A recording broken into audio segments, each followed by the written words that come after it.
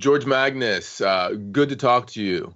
You are the research associate at the China Center at Oxford University, so you know a lot about China. And I've talked to you many times in the past. I'm really looking forward to having you back on the Real Vision platform, especially because today is a day where stock markets are up. China is one leading the charge in the aftermath of the July 4th celebration here in the U.S., right before markets open.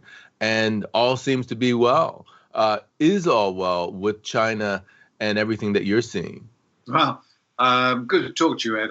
I suppose it's all relative. I mean, compared with where China was just a few months ago, yeah, I mean, it does look good. I mean, the stock market has been one of the top performers this year. Had a great day today, as you said. And yeah, I mean, I suppose in many ways, there are two things just to kind of kick off our discussion, really. I mean, the first is that, I mean, the economy is coming back, reasonably well. I mean, not uniformly or ubiquitously well, but production is up to, beyond levels that we had in Chinese New Year in January.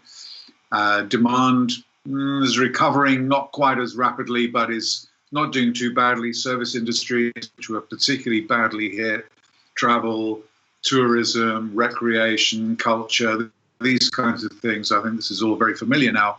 Some of that is coming back a bit. But of course, the People's Bank of China has also been, quite generous in terms of liquidity provision. Been a couple of problems in smaller banks, which they've quickly tried to stifle and muffle quite successfully. So I think the stock market, to the extent that it means anything in China relative to the economy, is just basically telling us that retail is getting involved again.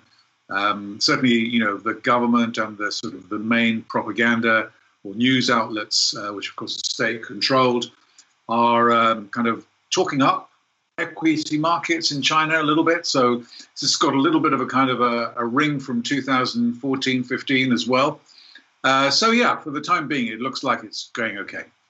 There are a lot of threads in what you just said, but the interesting bit I found, the most interesting bit was when you talked about the production at levels higher than January, but also at the same time, actual demand not quite there yet. So it sounds like they're producing for the future. And two things come to mind. One is that sustainable? And then the second is how much of that is due to domestic demand versus external demand in terms of what they're thinking about going forward?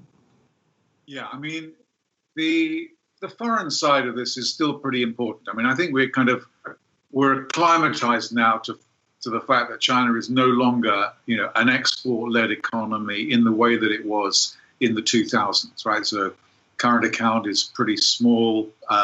In fact, first quarter of this year, actually, they ran small deficit because exports were particularly badly hit. But even though China's not an export-led economy, the foreign trade side of what goes on in China is still quite important, particularly for the southeastern and eastern provinces.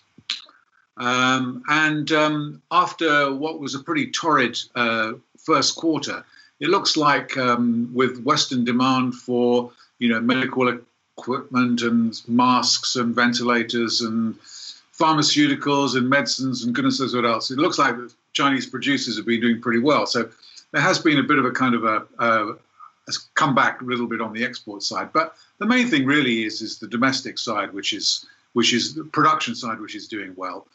But to reinforce the point, which you asked me really, there is this dichotomy really between obviously, supply and demand. So the production side of the economy seems to be going like gangbusters. The demand side, not quite so great. So that could be building up an inventory problem, later this year. It's quite possible. A lot of the retail and kind of culture, recreation side of the economy still really isn't firing that well. People still a little bit nervous, even though, I mean, there is, clusters outbreaks of COVID have come back. They're pretty much in kind of in control of it, I should say. I mean, but people are anxious. I mean, their behaviour isn't really normal. So I think that this is potentially kind of an issue, and employment is something which I think we should all keep our eyes on in China. I mean, everywhere, but in China as well. So every single state council and National Reform Development Commission meeting and all the kind of main state agencies, ever since the beginning of 2019, every single meeting is dominated by jobs. And the government has been absolutely adamant this year, including at the delayed National People's Congress in May, that employment was the top priority. Remember, there's a lot of migrant workers were laid off or told, not to come back to work. Many of those have now, by June, July, have gone back, but still perhaps up to about 15 or 20% of migrant workers still not back on the job, as it were.